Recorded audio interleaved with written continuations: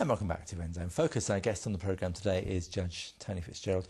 Tony, we've been talking about the intensive monitoring group and the work that you're doing in the youth court, but it really is, as far as New Zealand as a whole is concerned, it's basically Auckland and Christchurch where anything like this is happening. It obviously works from what you were telling us before the break. So are there plans to expand it? Yeah, it's starting to happen, and one of the exciting things, I think, is that in the last year or so, we've seen a number of courts adopting a similar approach called the rangatahi courts, where the progress young Māori are making with their plans are monitored by regular visits to marae, and that began due to the vision and initiative of Judge Tomanu, who started the first of those in Gisborne. We now have a number in Auckland, at Manarewa, Hoani Waititi out at Waitakere, and very recently one starting at Orake Marae, Auckland. Same day that was launched a court in South Auckland, a Pacifica court, which is the result of work done by Judge Ida Malosi, is underway. So through the youth court, this type of approach is now starting in a very exciting way. In fact, I should add to that list at Owai Marae in Taranaki, another opened on Saturday. Wow. And finally, there are now courts of this type that will be starting in adult courts in different parts of New Zealand. Judge John Walker, I mentioned earlier, is involved in an initiative in Porirua. There will be what's called a special circumstances court aimed at addressing the issues for the homeless people appearing before the Auckland District Court will start in August this year. And so we're following the lead of other Western countries by now seeing the spread of this approach, not as being instead of the current role the court has. It's an alternative approach to the conventional role of the court. I suppose one of the $64 million questions is it expensive, and if it is expensive, is it cost effective to run? The overseas research on that is clear and strong. It is far more cost effective, for example, than imprisoning people. It costs a fraction of the price we spend on sending people to prison to treat them. The experience we're having with the way these courts succeed, fair to say we can expect the same sort of cost-benefit ratio as other countries are experiencing. You've mentioned the Springboard community up in Warkworth. I've heard you say that's a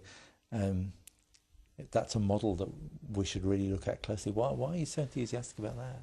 I spent some time earlier this year up seeing what was being done with the Springboard Trust and was impressed just with the vigilant way in which a local community was identifying young people at risk, getting alongside them with support and mentoring, engaging them in programs that would provide them with not just productive ways to spend their time, but potentially going on and leading to employment.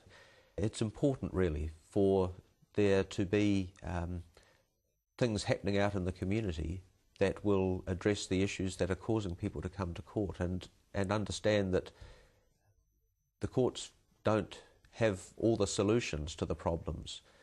Those issues that are underlying a lot of the people who are coming to the court need to be fixed, and the community has a role in doing that.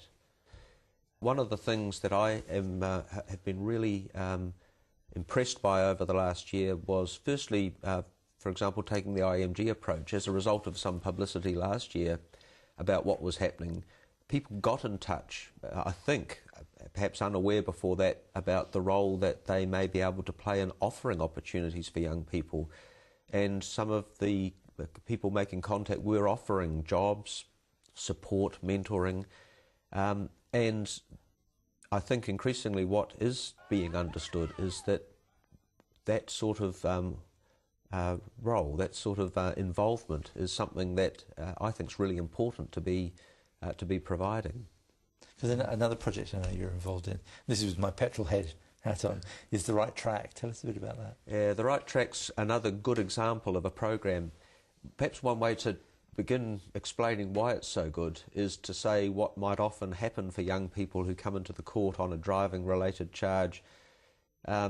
It may be that the plans that are put together for them may require them to write an essay, write an apology, do some community work, but I don't think they often go away having necessarily learnt much about what led them to get into that trouble or what the consequences of making bad decisions like they had would be.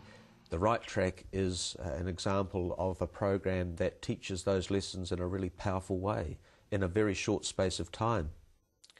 The young people who take part in this program begin on the first evening that the program runs, coming into the district court through the court cells, which I know they don't find very pleasant or comfortable, up into the courtroom where one of them's been nominated to be sentenced for a serious driving-related offence, and the facts that are used for the sentencing are a real-life one. And the very first time I sentenced a boy in the dock, I was really concerned, actually, about to see how crushed he was by the time I'd finished sentencing him. He physically shrunk because of, I think, the weight of what was being said, and we were just, this was just a mock court situation. Anyway, after that first session, the other things they do include them going to the spinal unit. They go to a funeral home where they learn about embalming. They have a mock crash scene where the jaws of life are used to try and get into a car where there are bodies trapped.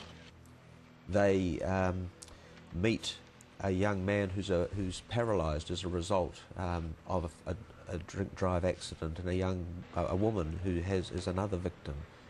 And after each session, the young people and their family who are with them write their evaluations, and it's just remarkable to see how they're learning the consequences of the bad decisions, the ripple effect of one stupid piece of behaviour.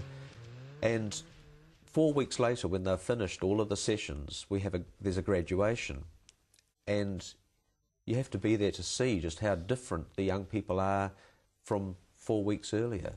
They all have to get up and speak, and actually just doing that for a lot of young people, a lot of us too, pretty hard to get up in front of an audience and speak. The way in which their relationships have so obviously changed, for example, with some of the youth aid police. At day one, they may be sitting across the other side of the room at the end of it. After 4 weeks of it, they're sitting with them, and there's a trust and a relationship that's developed. And it's that sort of learning that I think is the exciting thing about programs such as The Right Track. The young people definitely leave having learnt something that I think isn't just driving related, but relevant to good decision making in life and the consequences of dumb decisions. What's exciting about The Right Track and about the Springboard Trust is those are community initiatives. The Right Track is the result of the energy of John and Helen Finch, who thought of it, created it, run it, and it's an inspiration to see them at work. I am the one who feels privileged when I go out and see what's being done, where people are getting involved as part of a community to do something and make a difference. It's great to talk to you. Thank you very much indeed for your time. Oh, you're welcome. Thank you. Well, that's it from us for today. Thank you very much indeed for joining us on the programme. Don't forget, we want to hear from you about what you think about the issues that we've talked about tonight. I'll be surprised if you don't have a comment to make. You can email us at yourviews, or one word, at rbg.co.nz. And the comment that makes us think the most could receive a copy of this beautiful study Bible, courtesy of the Church of Christ Bookshop. In the meantime, thank you for joining us. We'll see you at the same time next week. Bye for now.